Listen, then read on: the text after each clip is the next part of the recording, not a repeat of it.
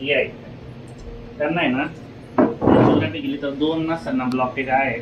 या डाव्या बाजूला 2 नसा असतात, ही एक आणि ही वरून जाणारी एक. तर वर जाणारी जी आहे ना ती नस जी आहे इथे तोंडाच्या पुढेच बारीक झालेली आहे. चांगलं दिसतंय. आताचा अटॅक जो आलेला आहे तो त्या याच्यामुळे आलेला आहे, या ब्लॉकमुळे. इथे एकदम बारीक झालेली आहे. हा 90% ब्लॉक आहे इथे. आणि हीच नस पुढे फिरून गेली, पुढे एका ठिकाणी परत बारीक झाली. या ठिकाणी इथं एवढी जाड पाहिजे तर इथं बारीक आहे.